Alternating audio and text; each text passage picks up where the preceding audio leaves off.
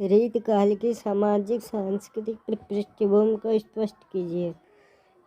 रीतकाल की सामाजिक परिस्थिति या पृष्ठभूमि। मुगल साम्राज्य के राजनीतिक विघटन ने सामाजिक स्थिति को भी प्रभावित किया।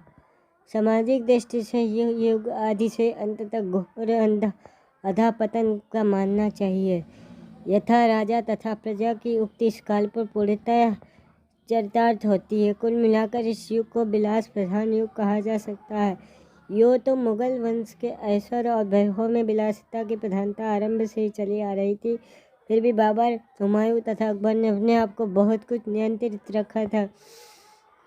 शराब के नशे में चूर रहने वाले तथा नूरजहां पर कुर्बान होने वाले जहांगीर के व्यक्तित्व में विलासिता उग्र रूप में प्रकट हुई। शाहजहां की वैभव प्रियता, विलास लिप्सा और प्रदर्शन प्रवृत्ति का तत्कालीन सामंती जीवन पर प्रभाव पड़ा और सामंतशाही के जितने भी दोष हुआ करते हैं उनका प्रत्यक्ष अथवा अप्रत्यक्ष प्रभाव जन सामान्य के जीवन पर पड़ा।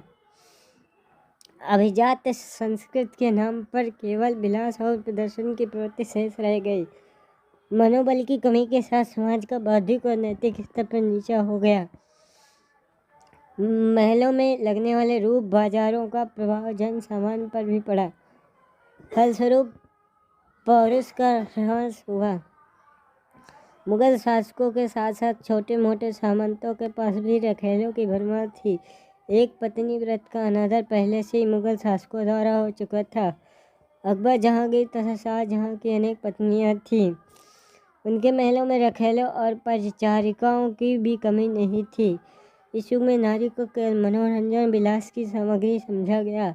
इसलिए इस युग के कवियों में भी नारी के शारीरिक सौंदर्य और श्रृंगार भावना के चित्रण की प्रवृत्ति पाई जाती है।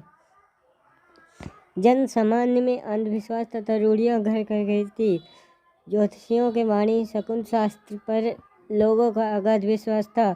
जनता में विलास की प्रधानता के कारण भक्ति की भावना मंद पड़ गई थी। जनता प्रायः अशिक्षित थी। समाज में बाल विवाह और बहुविवाह की प्रथाएं प्रचलित थीं। जनता में नागरिकता का पूर्ण अभाव था। स्वार्थान्ध होकर विलास के साथ इकट्ठे करने की प्रवृत्ति उसमें बढ़ रही थी। प्रशासनिक अव्यवस्थाओं तथा सामंतों, मसनबदारों तथा जमींदारों के अत्याचारों से श्रमिक और कृषक वर्ग पीड़ित था। जनसाधारण की चिकित्सा, शिक्षा, संपत्ति रक्षा आदि का भी इस काल में कोई प्रबंध न था। कला, कौशल, व्यापार को भी शासकों की ओर से उपेक्षित होने पर हानि पहुंची। इस समय के युग को कई महामारियों का प्रकोप भी सहना पड़ा तथा आर्थिक संकट से भी गुजरना पड़ा। सामाजिक स्थिति के संदर्भ में एक तथ्य ये भी उल्लेखनीय है कि इस युग के काव्य में युग का सामाजिक जीवन प्रतिबिंबित होता हुआ नहीं मिलता। इसका कारण था दरबारी कवियों की काव्य साधना। दरबारी जीवन उसकी आशा, आकांक्षाओं और रुचियों तक ही सीमित होकर रह गई थी। वीर रस के कवि अपने आश्रयदाता वीर नरेशों के प्रशस्त गायन में डूबे रहते थे।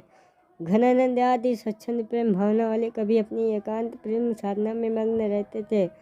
और इस युग के सगुण निर्गुण ब्रह्म के दोनों रूपों के उपासक भक्त कवियों को अपने आराध्यों से ही फुर्सत नहीं मिलती थी।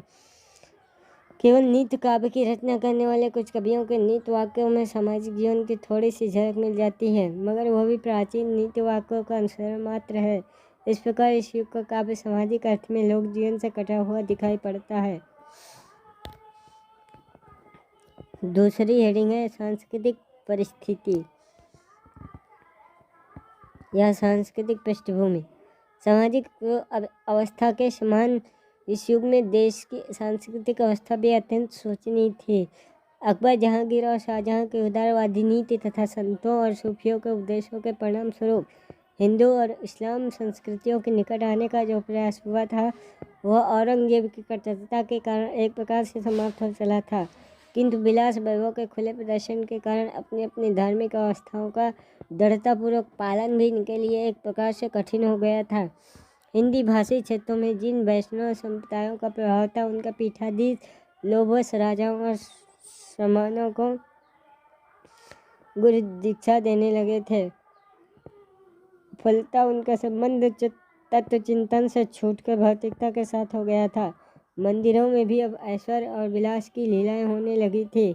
ये स्थिति यहाँ तक पहुँच गई कि हिंदू अपने आराध्य राम कृष्ण का अतिशय श्रृंगार ही नहीं करने लगे थे, उनकी लीलाओं में अपने विलासी जीवन की संगति भी खोजने लगे थे। और हिंदी प्रांतों में यद्यप ऐसे संतों का प्रभाव था जो इस धारा को से अब भी दूर थे, किंतु इनका प्रभाव हिंदी प्रांतों तक न आ सका।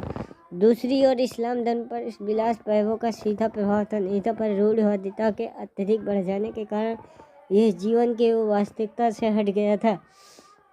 कुरान को हिफ्ज करने अथवा नमाज रोजा आदि के यथाविध पालन को ही धर्म समझने के कारण वह आध्यात्मिक प्रभाव नहीं पड़ रहा था, जिससे व्यक्ति के संस्कारों में उदारता आती है।